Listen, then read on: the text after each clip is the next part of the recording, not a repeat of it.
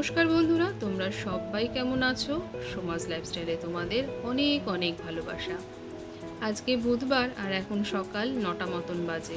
ঘুম থেকে উঠে আজকে কিন্তু একটা ডিসিশন নিয়ে নিয়েছি যে আজকে আর যা কিছু করি না কেন, এই দীর্ঘদিন ধরে একটু একটু করে যে জিনিসটাকে জমিয়ে রেখেছি এই ডিপ ফ্রিজের মধ্যে, সেটার গতি কিন্তু আমি আজকেই করব।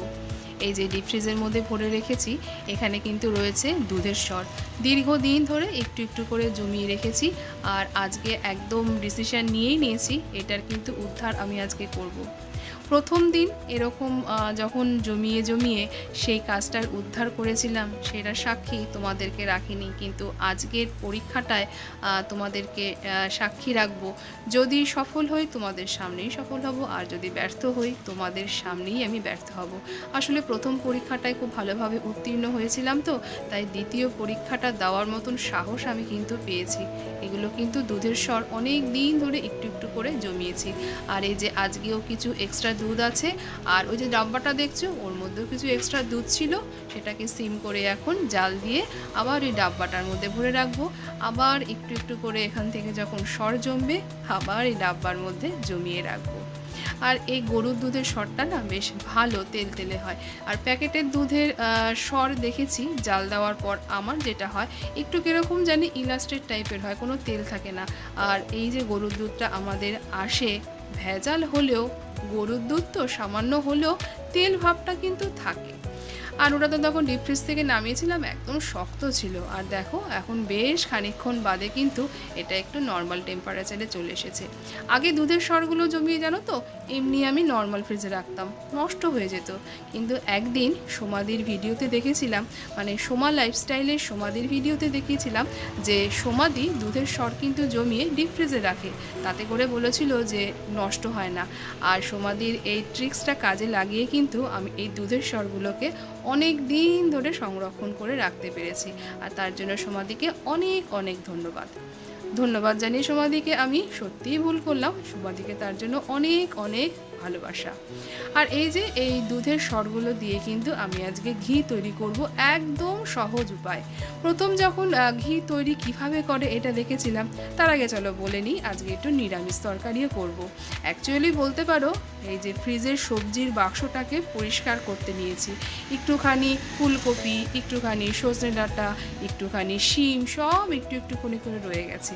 একটু বেগুন, একটু কুমড়ো, তা সবগুলো যদি আলাদা আলাদা করে তরকারি করতে যাই অনেক কিছু আইটেম বেড়ে যাবে। তা সেগুলোর আর সাহস নিলাম না, তাই ভাবলাম একটু বড়ি ভাজা দিয়ে নিরামিষ তরকারি করি। আর ফ্রিজে রয়েছে একটু ধনেপাতা সেদিনকে বেরিয়েছিলাম, বেশ ভালো টাটকা ধনেপাতা পেয়েছিলাম, নিয়ে এসেছিলাম। তা সেটা দিয়ে একটা নিরামিষ তরকারি করে ফেলবো, একবারে হয়ে যাবে।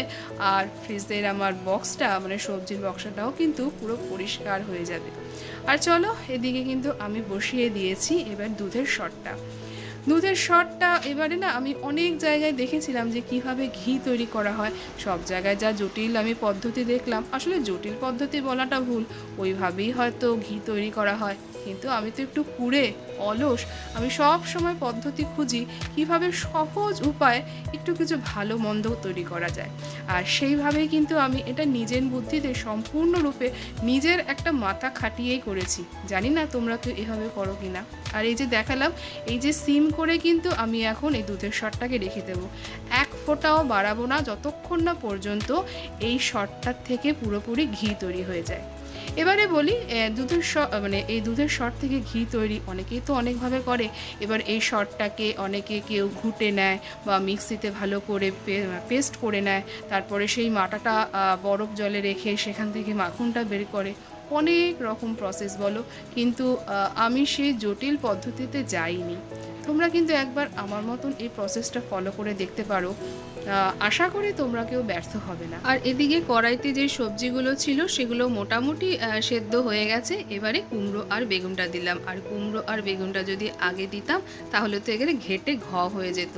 ও হ্যাঁ, বলেই তো নি নিরামিষ সবজিটাতে কি ফোড়ন দিয়েছিলাম, সর্ষের তেলের মধ্যে তেজপাতা, পাঁচফোড়ন আর শুকনো লঙ্কা, ব্যাস এই দিয়েই ওই ফুলকপি, সজনে ডাঁটা, আলু আর শিম দিয়ে ভাজা বসিয়ে দিয়েছি নুন দিয়ে। বেশ খানিকটা যেই জল বেরিয়ে গেছে আর মোটামুটি মোটামুটি সেদ্ধ হয়ে গেছে। এবারে দিয়ে দিলাম বেগুন আর কুমড়োগুলো। আর এদিকে দেখো দুধের সরটা কিন্তু বেশ গলে গেছে, আর এটা কিন্তু বেশ অনেকক্ষণ ধরেই হবে। আর মাঝে মাঝে কিন্তু একটু নাড়াচাড়া করে দিতে হবে, না হলে এটা তলানিতে লেগে গেলে একটু মুশকিল আছে। মুশকিল কিছুই না, স্বাদেরও কোনো পরিবর্তন হবে না, রঙেরও কোনো পরিবর্তন হবে না, যেটা কষ্ট হবে বাটিটা মাজতে কষ্ট হবে, আর কিছুই না। চলো, আর এদিকে কিন্তু নিরামিষ তরকারিটা আমার প্রায় হয়ে এসেছে। এবারে এর মধ্যে দিয়ে দেব খানিকটা জল, আর তারপরে নুন মিষ্টি যা লাগে আন্দাজ মতন দিয়ে তারপরে দিয়ে দেব ধনেপাতা আর বড়ি। আর এটা আরেকটু হতে থাক, আর আমি এটাকে ঢেকে রাখি, আর সেই ফাঁকে ঘরের কিছুটা কাজও আমি সেরে আসি। আর দেখো দুধের সরটা কিন্তু বেশ ভালো মতন টকবক টকবক করে ফুটছে, আর আমি কিন্তু গ্যাসটা একদম সিম করেই রেখেছি। কোনো মতেই কিন্তু গ্যাসের আঁচ বাড়ানো যাবে না। আর জানি না তোমরা বুঝতে পারছো কি না, একটু একটু করে কিন্তু তেল ছেড়ে আসছে। তেল তো না, এটা হলো গিয়ে ঘি, আর কি ঘিটা ছেড়ে আসছে। আর এই সময় কিন্তু একটা বিভৎস পচা গন্ধ আসে, বিশ্বাস করো। এই যে সরটা যে জাল হচ্ছে, এটার কিন্তু বিভৎস পচা একটা গন্ধ আসে। আর এই দেখো আমার কিন্তু নিরামিষ তরকারি একদম হয়ে গেছে, আর এটা বড়িও দিয়ে দিয়েছি। এবারে খানিকটা ধনেপাতাও দিয়ে দেবো, আর তারপরে আমার জন্য রাখবো কিছুটা, থালায় করে দিয়ে দেবো নিচে। এই থালাটা করে দিদি কি একটা তরকারি বা কিছু একটা দিয়েছিল, আমার এই মুহূর্তে মনে পড়ছে না, তো এটা করে নিচে দিয়ে দেবো, আর আমার জন্য রাখবো কিছুটা। আর এই মুহূর্তে যে বললাম, এখন কিন্তু একটা বিভৎস পচা একটা গন্ধ আসে, কিন্তু যেই মুহূর্তে ঘিটা পুরো তৈরি হয়ে যায় না, মানে ঘরটা গন্ধে, সুন্দর একটা ঘিয়ের গন্ধে মম করে, তখন কিন্তু বেশ ভালো লাগে। আর দেখো এই দুধের সরটা কিন্তু বেশ জাল হচ্ছে টকবক করে, আর ধীরে ধীরে যে ওর সাদা রঙটা ছিল, মানে দুধের সরের যে সাদা রঙটা হয়, সেটা কিন্তু ধীরে ধীরে পরিবর্তন হতে শুরু করেছে। এটা কিন্তু সেই সাদা ভাবটা এখন আর নেই, একটু ঘিয়ে রং এসেছে। আর এই যে দেখেছো, এটা কিন্তু কীরকম একটা ছানা কাটার মতন হয়ে গেছে, ভয় পাওয়ার কিছু নেই। এটা কিন্তু এখনও অনেকখানি জাল হবে, তো এটা হতে থাক, আর মাঝে মাঝে এরকম নেড়ে যেতে হবে এটাকে।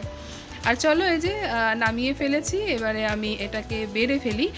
আর এই বড় ওভেনটার মধ্যে এখন আমি এই ঘিয়ের বাটিটা ট্রান্সফার করে দেব, আর ছোট ওভেনটার মধ্যে ভাতটাও বসিয়ে দেব, কেননা ভাত আজকে আর বেশি করে আমার করা নেই। ভাত একটু করতেই হবে, একটু মানে আজকে ভাত করতেই হবে। আসলে ভাত আমি যখনই করি একটু বেশি করেই করে রাখি। হয়তো নিজের দেখেছো কীরকম তেলটা ছেড়ে এসছে, কি ভাল লাগছে দেখতে। তবে এখনও কিন্তু ওই পচা পচা গন্ধটা কিন্তু এখনও আছে। দেখো রঙটা কি অদ্ভুত লাগছে, আর সাদা ভাবটা কিন্তু একদমই আর নেই, হালকা হলেও একটুখানি অফ হোয়াইট কালার কিন্তু চলে এসেছে। আর একটা অঘটন কিন্তু আমি ঘটিয়ে ফেলেছি, তোমাদেরকে এত জ্ঞান দিলাম যে এটাকে মাঝে মাঝে নাড়াচাড়া করতে হবে, আর কাজের ফাঁকে আমি এটাকে নাড়তে ভুলেই গেছি, আর নিচটা না একটু লেগে গেছে। জানি না, এরপরে আর ওই যে বললাম, স্বাদেরও কোনো পরিবর্তন হবে না, গন্ধেরও পরিবর্তন হবে না, যেটা হবে কষ্ট, বাটিটা পুড়বে, আমার মাজতে একটু কষ্ট হবে। আর আজকে দিয়ে দিয়েছি আলু সেদ্ধ, দুপুরবেলা খাবো। ঘি তৈরি করছি, বাড়ির তৈরি ঘি, আর দুপুরবেলা একটু গরম গরম ভাতে আলু সেদ্ধ দিয়ে ঘি দিয়ে না খেলে আজকে দুপুরটাই তো আমার কাছে অপূর্ণ হয়ে যাবে। আর গাছ থেকে তো পেরে নিয়েছি ঝাল কাঁচা লঙ্কাটা, আজকে দুপুরবেলাটা কিন্তু আমার কাছে একদম অন্যরকম মাত্রা এনে দেবে। আর দেখো অলরেডি এই যে গ্রেভিটা, এই গ্রেভিটা না দেখতে কীরকম লাগছে বলো তো।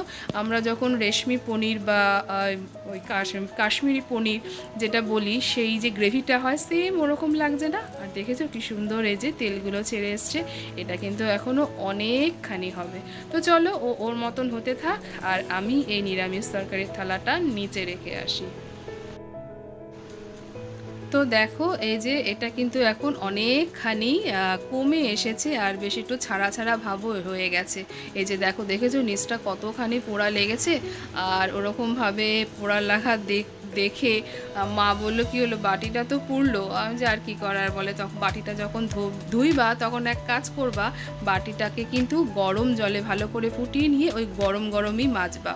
আর সত্যিই কিন্তু এটা একটা ভালো উপায়, একটা ভালো টিপস। বাটি যদি পুড়ে যায়, যে কোনো কিছু, সে দুধ জাল দিতে গিয়ে বা এই ঘি তৈরি করতে গিয়ে বা কোনো তরকারি পাতি রান্না করতে গিয়ে যদি পুড়ে যায়, সেই পাত্রটাকে তুমি যদি একটু গরম করে আর গরম গরমে যদি মাজো, তোমার কিন্তু সেই কালো দাগটা বা পোড়া দাগটা সহজেই উঠে আসে, খাটনিটা অনেকটা কম পড়ে। আর আমার কিন্তু ঘি প্রায় হয়ে এসেছে, এই যে দেখেছো এবারে কিন্তু একদম ছেড়ে এসেছে আর উপরে কিন্তু ঘিটা ভেসে এসেছে। আর এখন কিন্তু সেই পচা গন্ধটা আর নেই।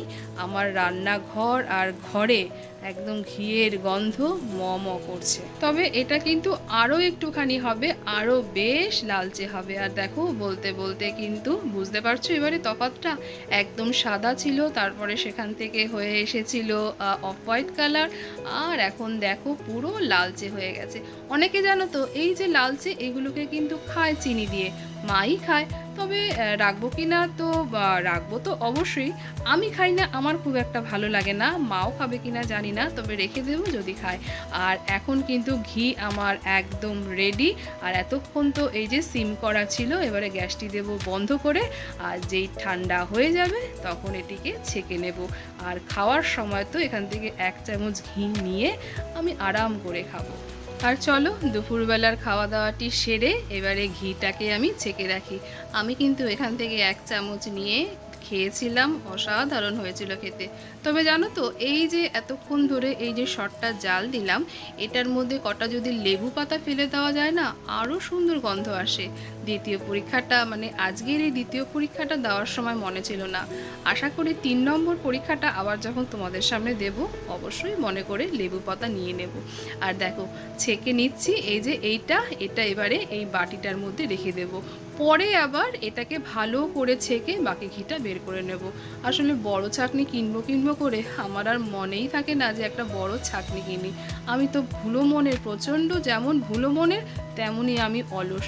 তো জাগিয়ে এই যেহেতু ছোটো ছাঁকনি, এই ছোটো ছাঁকনি করেই বারবার করে আমি ছেঁকে তুলছি। আর ওই যে ওই 2 বাটি ওরকম, ওটাকে জানি কি একটা বলে, আমি তো ছাবড়াই বলি। জাগিয়ে আর ঘিটা দেখো কি সুন্দর হয়েছে, রঙটাও এসেছে অসাধারণ রং, আর এতটা সুন্দর স্বচ্ছ হয়েছে, ভীষণ ভালো লাগছে। তো তোমাদের সামনে কিন্তু আমি আজকে সাহস করে দ্বিতীয় পরীক্ষাটা দিলাম এবং আমার যেন মনে হলো আমি সফল হয়েছি। এবার তোমাদের বলার পালা, আমি এই দ্বিতীয় পরীক্ষাটায় সফল হলাম কি হলাম না। যদি আমি সফল হয়ে থাকি তাহলে তোমরা কিন্তু কমেন্ট করে জানিও। আর চলো এই যে এগুলোকে তো এখন রেখে দেব, আর খানিকক্ষণ বাদে বাকি যেটুকুনি ওর নিচে ঘিটা জমা পড়ে আছে সেগুলোকেও ছেঁকে এখানে রেখে দেব। আর রঙটা দেখো কত সুন্দর, আর গন্ধটাও আসছে ঠিক তত ঠিকই সুন্দর। আর কতটা ট্রান্সপারেন্ট হয়েছে দেখেছো, আমার এই রান্নাঘরে গ্রিলের ছায়াটা কিন্তু কি সুন্দর পড়েছে। তো চলো এবারে এটাকে আমি একটা ডাব্বায় ভরে রাখবো, আর আমি ভিডিওটাও এখানে রাখবো। ভিডিওটা তোমাদের কোথাও যদি ভালো লেগে থাকে তো ভালোবেসে একটা লাইক করে দিও, কমেন্ট করে জানিও ভিডিওটা তোমাদের কেমন লাগলো। তোমরা সবাই ভালো থেকো, সুস্থ থেকো, সাবধানে থেকো। আবার দেখা হবে তোমাদের সঙ্গে অন্য আরেকটি কোনো নতুন ভিডিওর সঙ্গে। তোমরাও কিন্তু আমার মতন এরকম একদম সহজ উপায়ে একটু পরীক্ষা দিয়ে দেখতেই পারো। আর পরীক্ষা যদি দাও তো আমাকে তোমরা জানিও। তোমরা সবাই ভালো থেকো, সুস্থ থেকো, সাবধানে থেকো।